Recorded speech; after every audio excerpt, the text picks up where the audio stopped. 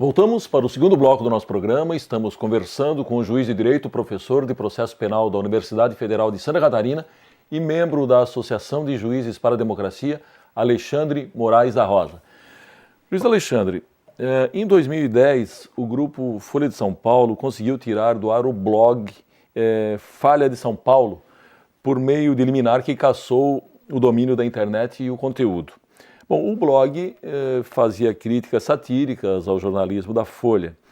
A pergunta, aqui não seria um ataque à liberdade de expressão garantida no artigo 5º da Constituição Federal? Sem dúvida. É muito esquizofrênica a situação dos meios de comunicação. Elas, ao mesmo tempo que fomentam uma coluna que faça sátira, elas não aceitam a sátira. A Folha de São Paulo era um blog, um site que tinha como interesse o quê?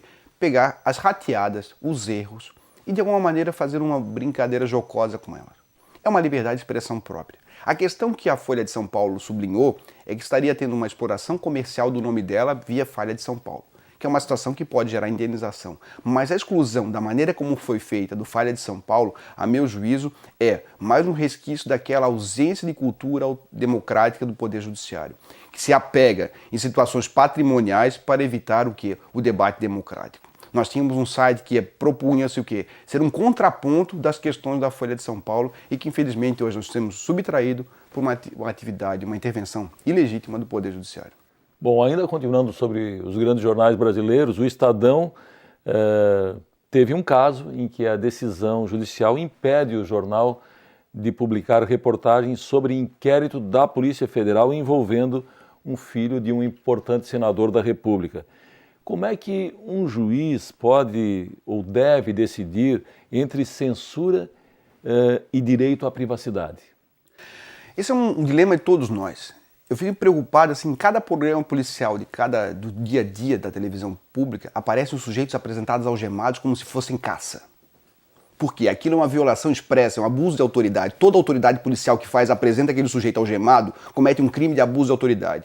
Ministério Público, ninguém faz nada, todo mundo acha... A Polícia Federal patrocina... esse tipo de situação. Ações pirotécnicas? Justamente. Então o que nós temos? Nós temos uma dupla face. Dependendo de quem é o criminoso, se faz uma interpretação restritiva. Quando é o pobre, desdentado e feio, o cara pode apresentar como se fosse uma caça. O que nós verificamos hoje, um lado, é que quando se trata de proteger quem está na cobertura social, acontecem liminares como essas. Essas liminares violam o devido processo legal. Uma coisa, Vanderlei, é fazer a informação.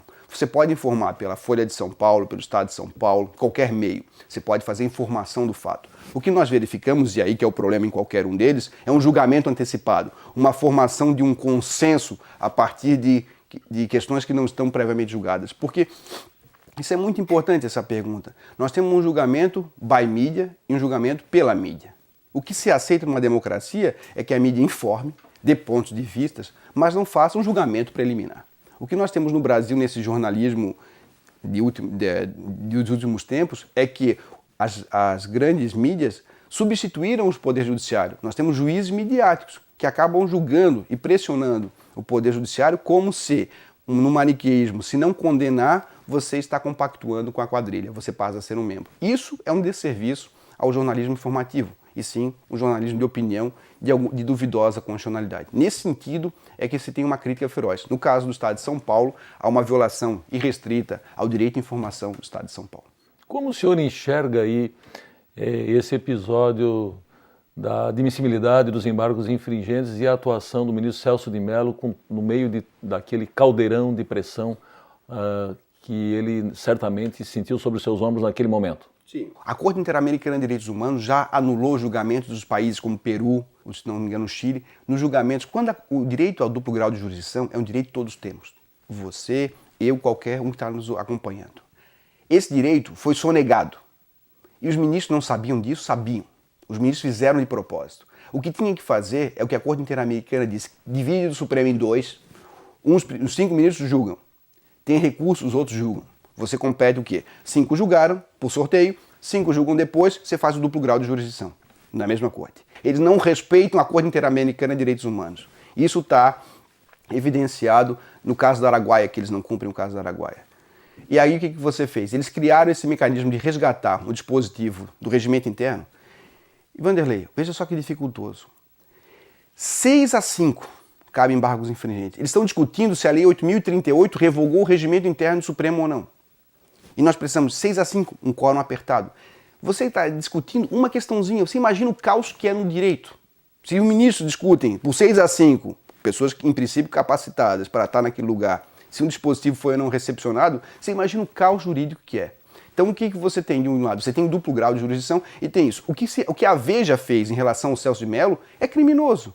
Porque ele colocou hoje nas mídias sociais, ele é um criminoso. Porque ele foi associado que se votasse pelos embargos infringentes, seria uma covardia. E ele é um cara que historicamente, embora você possa ter umas oscilações, ele sempre foi um cara muito garantista e muito duro. Ele sempre garantiu direitos devido ao processo legal, mas ele nunca se furtou a condenar, tanto que o voto dele no mensalão é dessa ordem. Então o que me parece interessante é a pressão que foi feita com ele, uma pressão que a mídia o colocou como grande bode expiatório de uma situação que não é ele o responsável. Eu preciso chamar mais um rápido intervalo, é só um minuto.